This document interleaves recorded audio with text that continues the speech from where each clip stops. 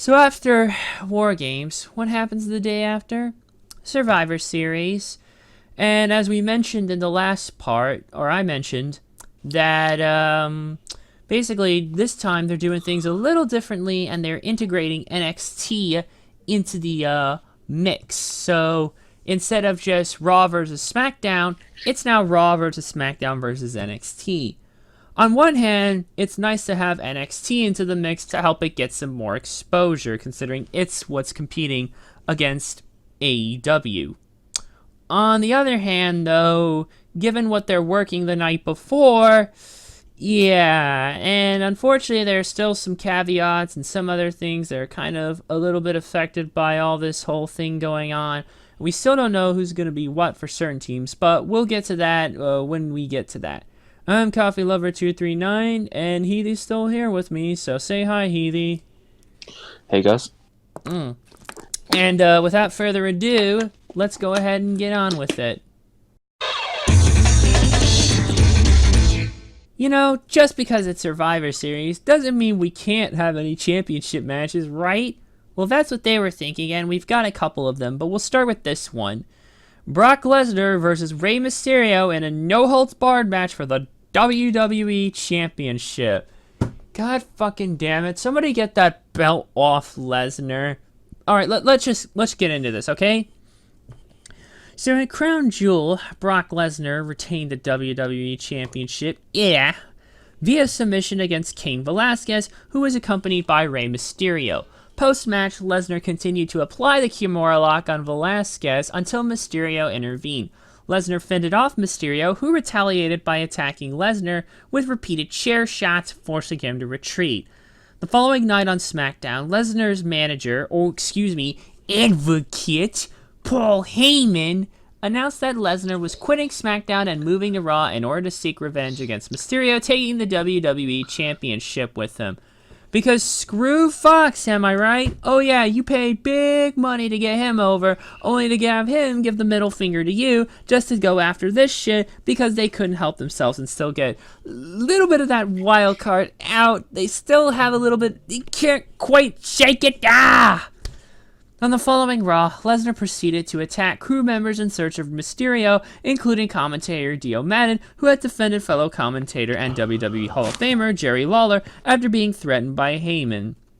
After Lesnar performed an F5 on Madden through the commentator's table, which apparently was the most devastating F5 ever given by Brock Lesnar, Mysterio appeared and attacked Lesnar with a steel pipe and later issued a challenge to Lesnar for the WWE Championship, which was made official.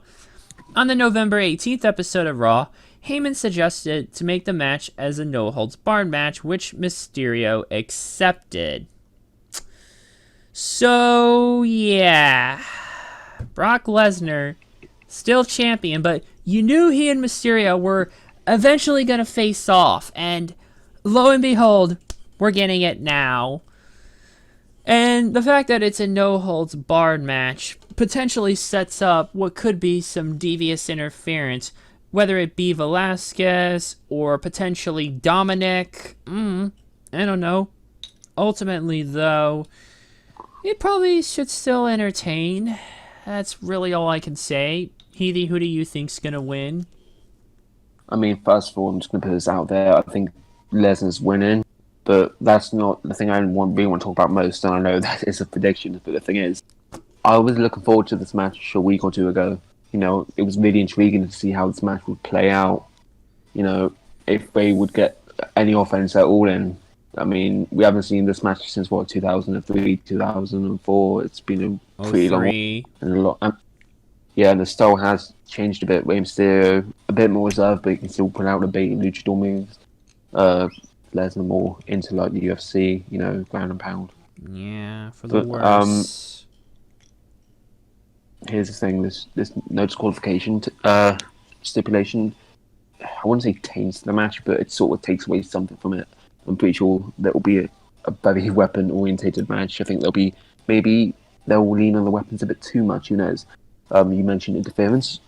Maybe. I mean, a lot could happen in this match. You mentioned Dominic, or as I like to say, Cain Velasquez light. You have Cain Velasquez himself. I mean, if any of them two went out, I think Brock Lesnar will just absolutely dominate them too. I'll just put this in the nicest way possible.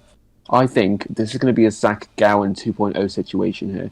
Brock Lesnar is going to absolutely dismantle Rey Mysterio, and Rey Mysterio may end up losing a leg. So I'm going to go with Brock Lesnar to retain. Jesus! When you word it like that, no wonder Paul Heyman said that they may have to pull the footage from the archives, which, given where else you can look up the shows, it's not going to be gone for good, if that even is somehow unlikely the case. Mark my word. Oh, brother. Public torture session. Like, I really don't know. I mean, on one hand, I just want the damn title off Lesnar, because I think there's this misconception that, oh, because they think he's the top draw, he needs to have the belt. But that's not really necessarily true.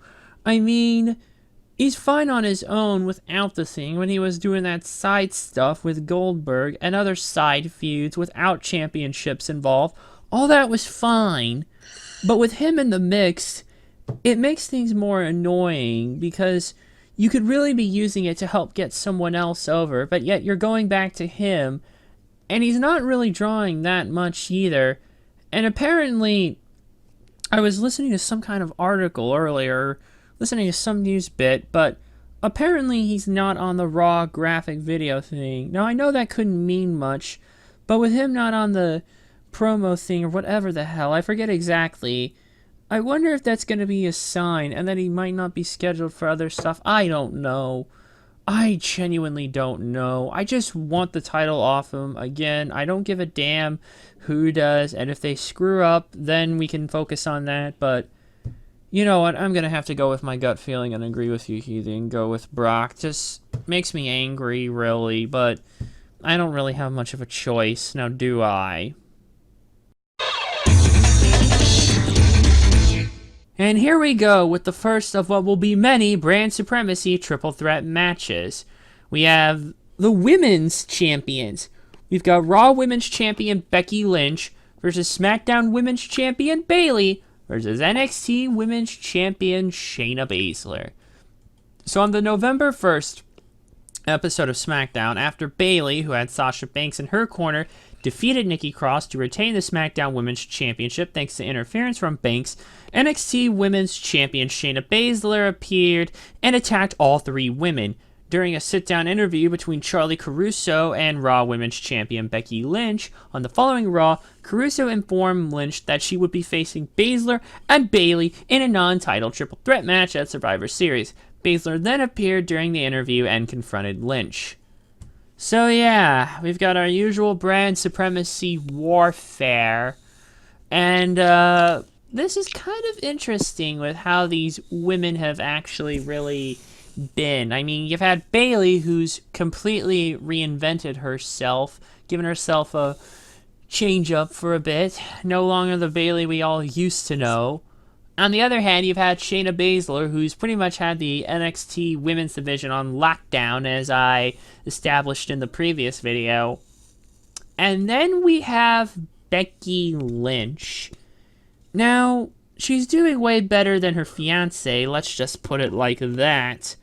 But unfortunately, it's not really going to save her much from her reign eventually getting stale. And unfortunately, I don't know, I just feel like it kind of has been. I feel like Sasha really should have just won at Hell in a Cell. But nope, they had her lose, throw her back onto SmackDown, just to throw her back together with Bayley. It's like two of the four horsewomen, they're pairs. They just can't be separated for no damn reason, no matter how hard you try to.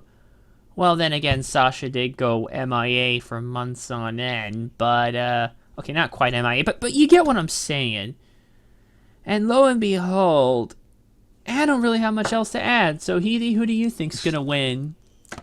I think this is one of the matches that has been booked to perfection. I think it was Shayna Baszler herself, I believe, who was the one who was the catalyst, so to speak, in Team NXT invading. of course, there was an issue in Saudi Arabia that caused this ad hoc decision-making process in which NXT would fill in and subsequently take over, pardon the pun. And it gave us the best SmackDown episode we've had in years. I know. Who knew that when you don't micromanage, things can turn out all right? Mm-hmm. Anyway, yeah, Baszler's been built up as an amazing threat. Not blinking inch when going face to face with the man, one of the hottest products on the main roster right now, Becky Lynch. And Bayley, she's been absolutely reinvented. Of course, I don't think she's up, as good as she is, I don't think she's up to par with Baszler or Lynch. Maybe time will tell, and we'll see a more evolved version get up to the echelon that we see the Raw and NXT Women's Champions at right now. But for now, Bayley's just a level below. Nothing wrong with that. She's still finding her own. And that's why I think Bayley cannot win. And furthermore, I think she's going to take the loss. Becky Lynch, I wouldn't mind her winning. There's nothing against that. Her title reign is coming to an end, like it or not. So you can argue Baszler's too, but Baszler's had more of an impressive reign. Not to say Becky hasn't, but I think if any one of these women is going to lose their title next, it's got to be Becky. So I don't think the win is needed for her right now. As for Baszler, she has an invincible aura right now. It seems like, as of late, no one can topple her. We're still waiting. That's a big question planted in everyone's mind when you look at Baszler and that title every week. And you look at the cornucopia of women's wrestlers ready to take that mantle piece and just absolutely shake up the system. You don't know who's going to do it. You have no idea who's going to take Shayna Baszler to her limit and rip that NXT Women's Championship from her golden hands. So, the invincible aura, as I mentioned with Baszler, she can only keep it up with a win, and then sometime down the line she can just lose the title, but she needs to keep her momentum going. So I'm going to go with Shayna Baszler to submit Bayley. That would probably make the most sense indeed. And with Bayley taking the loss, pin or submission, it will probably protect Becky for whatever little longer that she needs, because eventually, they're going to have to go eventually and bring back her and Asuka, because that's what the rumor plan is going for. That for TLC, it hasn't been announced yet, but there's a rumor that Becky and Charlotte are going to be facing Asuka and Kairi Sane for the women's tag champs, and then that could be the catalyst to set it up forward. It's not very far off either, so going into this, I'm going to go with Shayna Baszler as well. Well, I hope you liked that last Brand Supremacy lineup, because we've got another one. Another healthy dose of that. This time, it's the tag teams in the Brand Supremacy triple threat action. We've got War Raiders, Hanson and Rowe, the Raw Tag Team Champions, versus the New Day, Big E and Kofi Kingston, the SmackDown Tag Team Champions, and the Undisputed Era, Bobby Fish and Kyle O'Reilly, or Redragon, or Fish and Chips. Yeah, the NXT Tag Team Championship. So let me see. Any information? I can't. Okay, here it is. Yeah. On the November 4th episode of Raw, a non-titled triple threat match between Raw Tag Team Champions, War Raiders, SmackDown Tag Team Champions, The Revival, and NXT Tag Team Champions, The Undisputed Era, was scheduled for Survivor Series. Yet for some stupid reason, on the November 8th episode of SmackDown, New Day's Big E and Kofi Kingston defeated Revival to win the SmackDown Tag Team Championship, thus replacing them in the match. So that's a little disappointing. This would have been it would have been practically past versus present NXT versus future. The past being, I guess, War Raiders, present being the Era, and then I guess future Revival? I'm not really too sure. But no, we had to go and stick the New Day into the match. Then don't get me wrong. The New Day are a good team and all, but god damn, that last original match would have been something. But I have a feeling also could have been done to the fact that the Revival have not been booked well as champs. There are times where they wouldn't even really be shown up, or they'd be involved in some other mess, and it wouldn't be pleasant. It just wouldn't be. Ultimately, though, I think this should still be a good match. Who do you think's gonna win? Well, I'm happy that you mentioned this because there has been a lot of criticism recently for having the Revival drop the SmackDown Tag Team titles to the New Day. A lot of people think the original match, like yourself, would have been better than the match we have right now and the match that is going to happen. But there's probably around two reasons for this. One, because the Revival, much to the chagrin of the WWE Universe, have not been booked, as nearly as well as they should have been. Also, when you compare Revival and a New Day, there's one key difference. Revival were major NXT players, and I think maybe having a New Day in there as sort of a contrast between NXT and main rosters sort of like makes the lines a bit more clearer. Like the lines drawn out in sand are much more definitive. Well, on paper, if we had Revival, it would look like just an NXT triple threat match. I mean, the Viking Raiders, while they are champions, they haven't done that much in the way of just defeating, a lot of local enhancement, local talent, and of course being the champions. But we're missing out on one key team here, Undisputed Era. Well, the New Day are consistently in form, no matter in what storyline arc they're being driven down. Well, the Viking Raiders are just absolutely dominant right now. I think the Undisputed Era's cunning is something that, it cannot be overstated. We've seen in countless takeovers in title matches the ways that Bobby Fish and Kyle O'Reilly have done to evade, potential loss, potential humiliation, to go on and win matches that seem unwinnable. Adding the New Day, definitely much more of a threat to Fish and O'Reilly. Definitely much more of a threat to the Viking Raiders over the Revival. This seems like a bigger match. It may not be a better match, but it just seems like a bigger match considering how much of a footprint the New Day have left on the WWE landscape ever since their Revival back in 2015. But as far as the overall teams and who should win, I'm always a big fan of establishing new names, or in this case, a new brand, on the eyes of the casuals. I think that Fish and O'Reilly are going to be far too strong, and they just have the synergy about them. I know the New Day have been around much longer, and the Viking Raiders, their sheer power and strength could just be a bit too much. But no, I think they are Fish and O'Reilly, as they are a well-oiled machine, much more well-oiled than that of the SmackDown or Raw Tag Champions. So I'm going to go with the Undisputed Era to win. Well, when you mention it, unfortunately, yeah, because you look at what the hell the War Raiders have been doing. I see you've got caught in that Viking mess. I mean, it's obvious that they just have to beat you over the head with it, but whatever.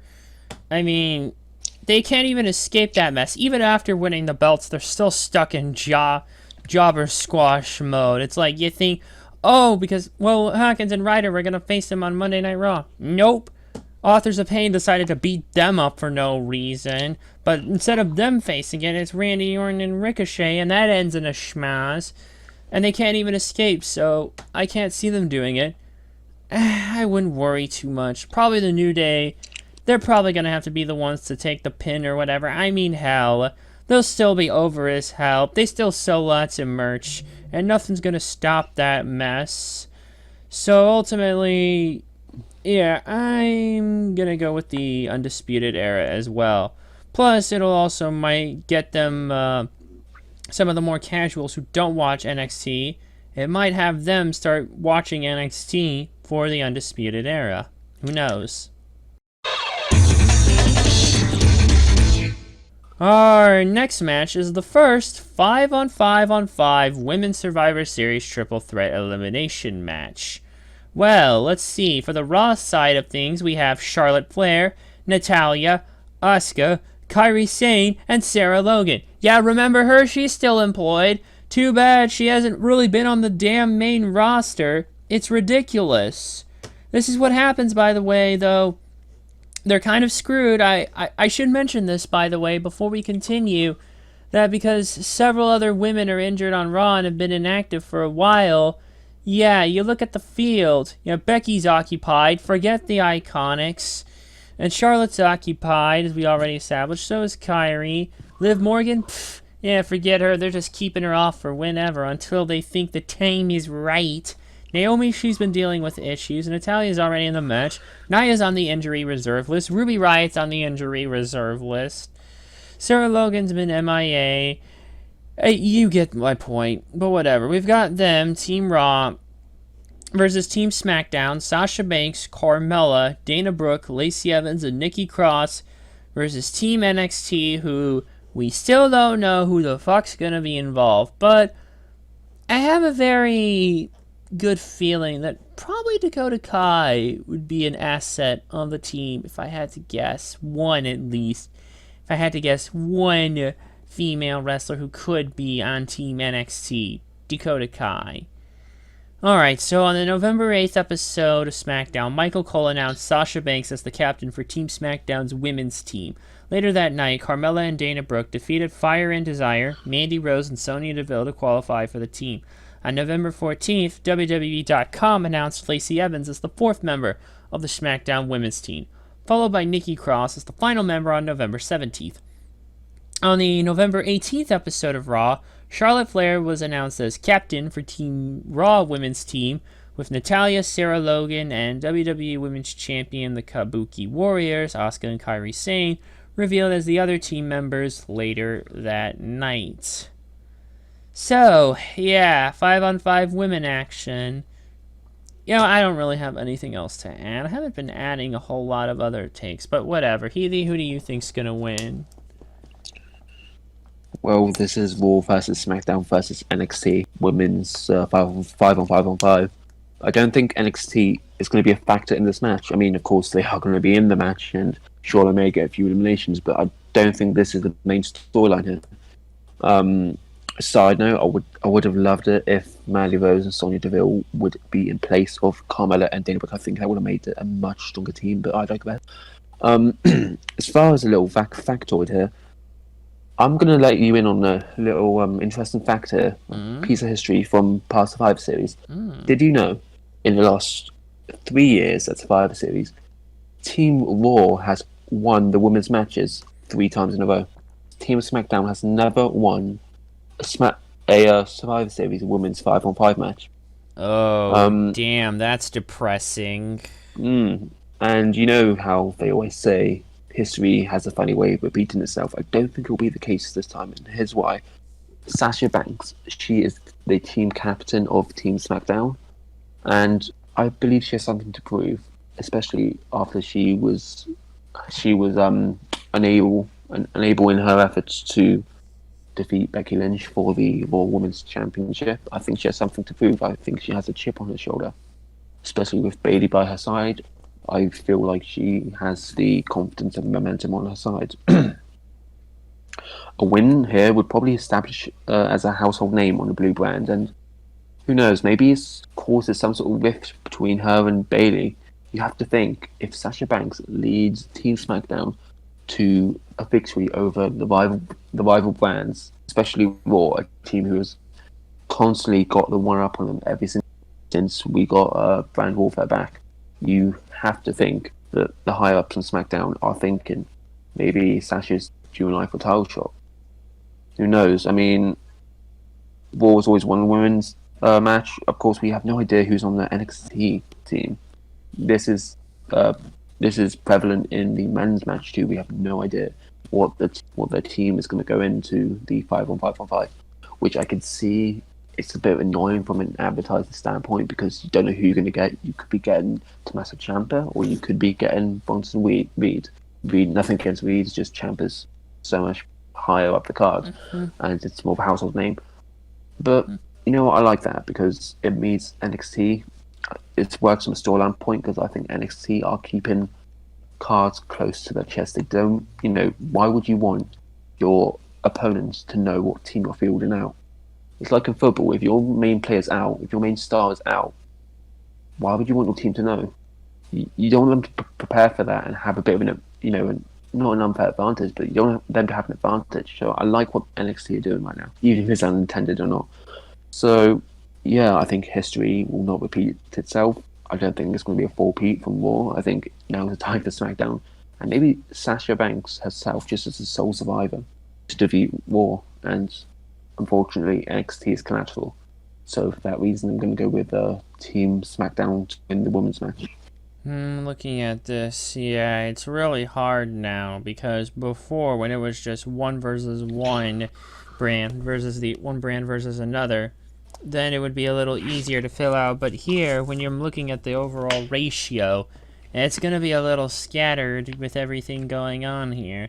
And I'm not really sure with NXT having to do much at all. They probably could take the hit here. But lo and behold, yeah, and Raw probably doesn't have much else going for it either, so Team SmackDown should get the win. And here's our second and last 5-on-5-on-5 elimination triple threat match of the night, but we have the men this time. We've got for Team Raw, Seth Rollins, Drew McIntyre, Kevin Owens, Randy Orton, and Ricochet versus Team SmackDown, Roman Reigns, Mustafa Ali. Yay! He finally got his first name back officially. Thank you. Now can we give Andrade back his full name and give the War Raiders back their original name, please? I will probably be happy. Okay, thanks. Bye for the most part. And we also, yeah. So Roman, Mustafa Ali, Braun Strowman, King Corbin, and Chad Gable versus Team NXT, who, again, we don't know.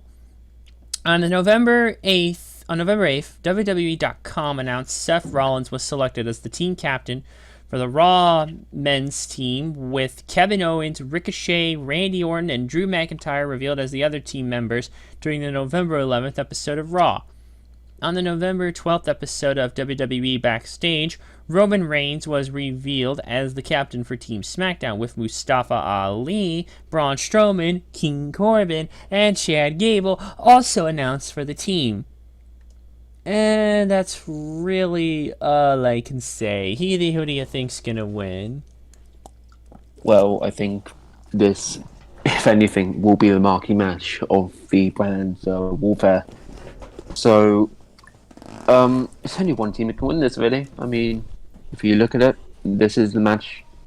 I mean, of course, you know, you may end up with, I don't know, Raw coming out with one more victory than the other brands, but really, this is the main event as far as brand warfare goes. And I think this is this will be the match where a brand can stomp their foot down and say with absolute, conviction that they are the top brand in WWE right now. And I think that's NXT's chance to make a statement and advertise their brand to the casuals. I mean, if you think about this from a business standpoint, think about this a bit more logically than we would if we were thinking with our wrestling minds. Why would you include NXT on a main roster pay-per-view for the first time if they're not going to win? Of course, a rising tide raises all ships, and all of these ships need to be, consistently one-upping each other, but in a way that helps each other. And you have NXT, admittedly not as popular as Raw and SmackDown. Of course, the numbers show that, but it's the up-and-coming brand, and if they want to acknowledge NXT as a serious product to watch, you're going to have to give a little leeway to them at the expense of the more established brands in Raw and SmackDown. I'm going to make a bold prediction here, and Team NXT again not giving out any feelers as to who could be on the team. Of course, that could change tonight. As of this recording, with a few hours away from the go home NXT show, I think Baszler is a shoo-in for Team NXT, and I think he will be the absolute standout. I think he'll show the main roster what they missed out on. He left the main roster for the new main roster, and he's going to show that to them. As a little side note here, I'm liking the dynamic they're doing with Orton and Ricochet. Orton standing up for Ricochet, having him as his tag partner, nearly won the tag titles earlier this week. Mm-hmm. But here's the thing: I think Orton's going to turn heel. Ever heard the story of the farmer and the viper? No matter how much that farmer and Ricochet will keep feeding the viper in Orton, the viper bites. The viper has no loyalty. Orton may just end up the whole team the match and just turn on Ricochet because he's a Viper. He'll bite whenever the fuck he wants. Sorry for the language, but yeah, That's all I right. think it's good. I think this is the match that really gets NXT's voice out. Say this brand means serious business. So I'm going to go with Team NXT to win here. Well, when you put it like that, quite frankly, it probably should. And not to mention, as we mentioned, or I mentioned, that AEW, like, that's what NXT is competing with because they're on the same nights. It's Wednesday Night Warfare, quite frankly. So, yeah, quite frankly, if you want to actually make them as serious, as in watch these guys, they're going to have to take some wins. And this is, like, probably the big match indeed for, like, the 5-on-5 elimination traditional Survivor Series, and maybe just for brand supremacy in general. So, quite frankly, yeah, Team NXT, even though we don't know who they are, should take the reins. I have a feeling probably... Oh, wait a minute, yeah. Well, I think whoever loses, like, the triple threat will probably be on here, like, on the men's side, and of course Finn Balor's definitely one. So, yeah, I'll go with Team NXT as well, even though we don't know who it's going to be. And here, this is the last of our brand supremacy triple threat matches. This time, the battle of the mid-card titles. United States Champion AJ Styles versus Intercontinental Champion Shinsuke Nakamura versus North American Champion Roderick Strong.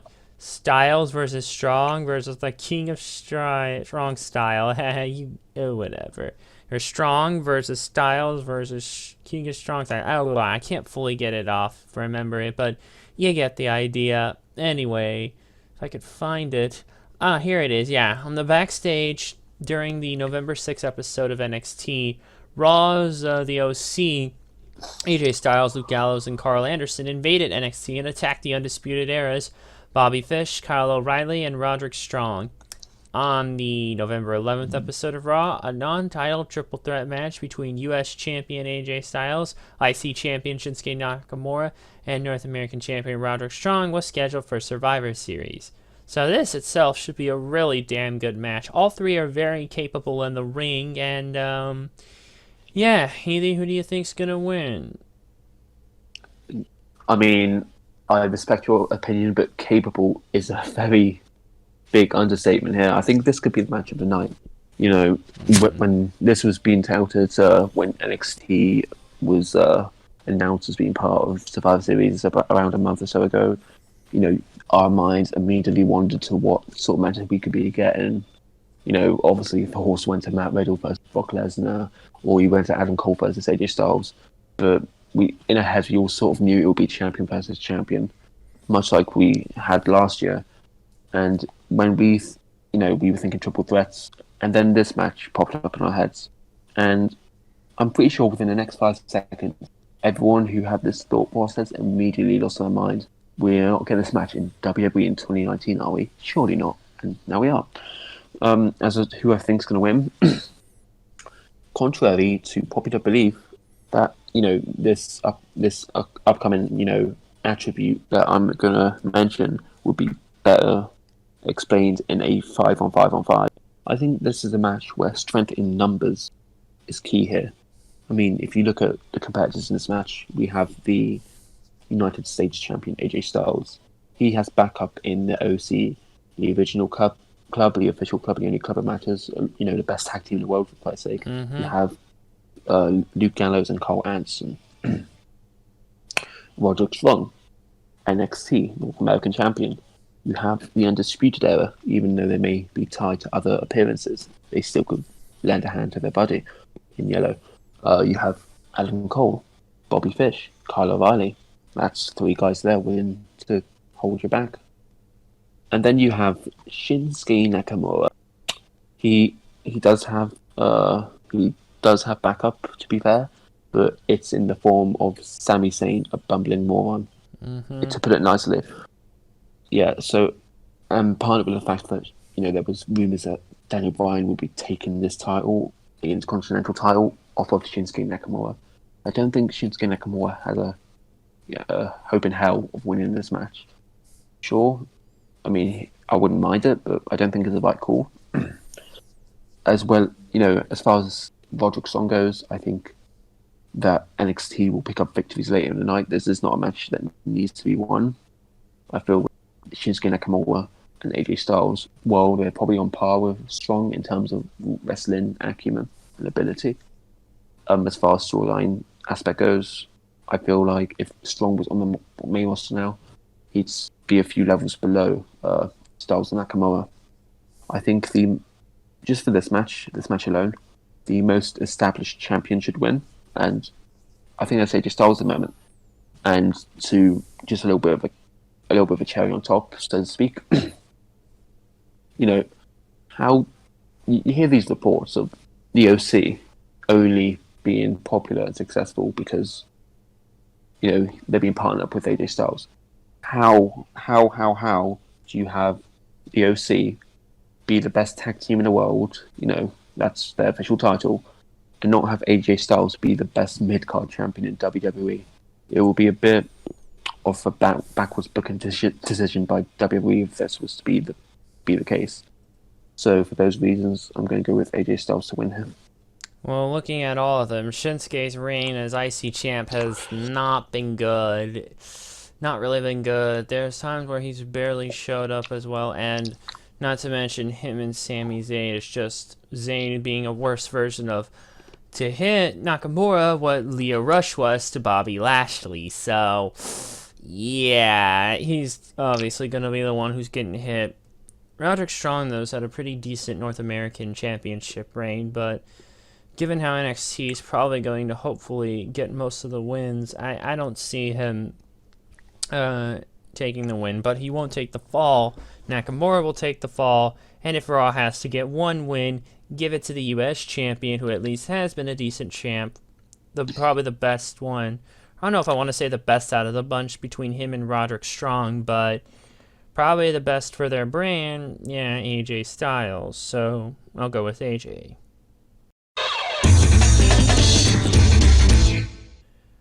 Our next match is yet another championship match. This time we have The Fiend Bray Wyatt versus Daniel Bryan for the Universal Championship. So backstage during the November 8th episode of SmackDown, Sami Zayn was trying to convince Bryan to join his faction.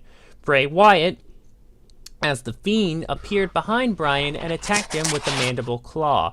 During a Miz TV segment the following week, Wyatt, as his normal self, taunted Bryan by mocking the latter's former Yes Movement persona. In response, Bryan challenged Wyatt for the Universal Championship at Survivor Series, and Wyatt accepted.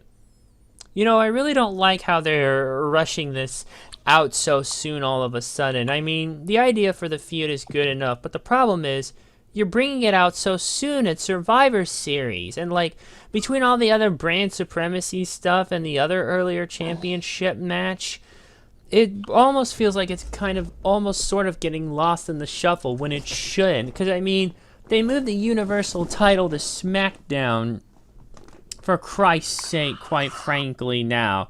Because now they still view it as the top championship for some reason, even though it still has yet to really fully establish itself. It really fully. And even though, Bray Wyatt changed the color of the damn belt, it's still not that good looking, apparently. I still think the blue looks a bit too outlandish. But apparently the Fiend's gonna have his own version or something I read, so they're apparently not quite done yet. But yeah, it should be a good match, but I just wish they'd take their time with building up the story a little better. Healy, who do you think's gonna win? First of all, I am so grateful that Bray Wyatt used black magic to switch the colours of the Universal title from red to blue, because a normal way would involve blue dye, and you'd have to ask, are the chemicals used in that blue dye eco-friendly? Because, Brian's going to be on there. But seriously, this match, I feel like, to your point of this match being a bit rushed, this match between Bryan and Wyatt, that could have easily been saved for a Royal Rumble or WrestleMania, perhaps. I feel like this is the case because it seems like the trajectory of this whole Bray Wyatt arc is that he's going after people who have wronged him in the past. You think of Finn Balor with you know, I'm pretty sure they had a few matches either in 2017 or 2018. You think of Seth Rollins. He had the whole Shield and Wyatt bust up back in 2013, or that callback all the way back. Also, Daniel Bryan, 2014, had that great match at the Rumble. If you think back to past Wyatt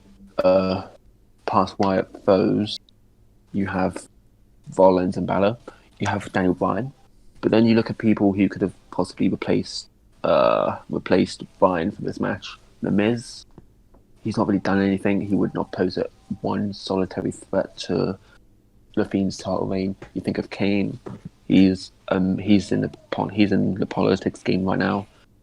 You think of John Cena, he's not been seen around. So, I don't know. I mean, Dean Ambrose, he's John Moxley now. So, I don't think there's not really. He's very limited.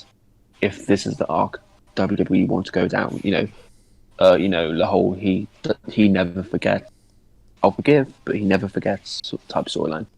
So, if that is what's going on, I can forgive WWE for jumping the gun on this, so to speak.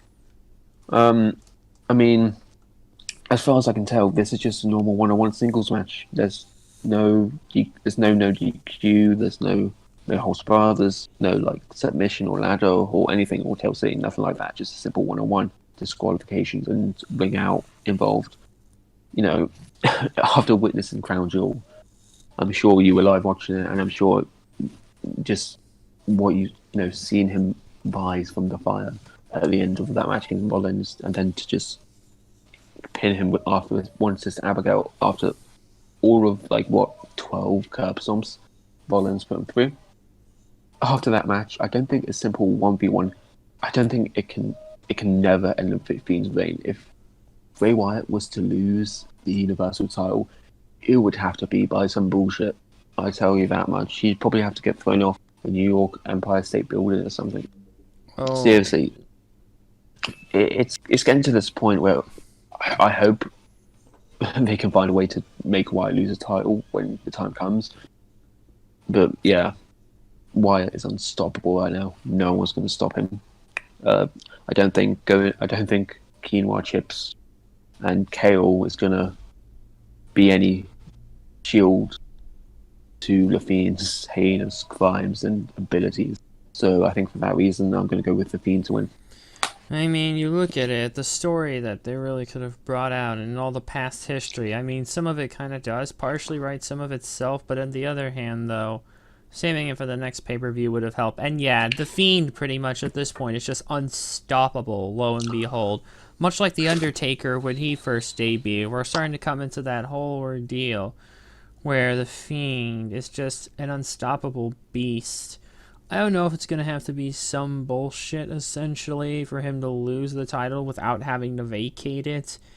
But at the same time, though, you look at it, though, I mean, lo and behold, obviously, there's still going to have to be some stuff here. And I know it may take a lot for the Fiend, but it seems like the Fiend is basically going after those who have wronged Bray Wyatt. And seemingly with Bryan's history between him and the Wyatt family, only to turn on them. Yeah, and some of the other things as well. But with that said, yeah, pretty much it's a given that the Fiend is going to win.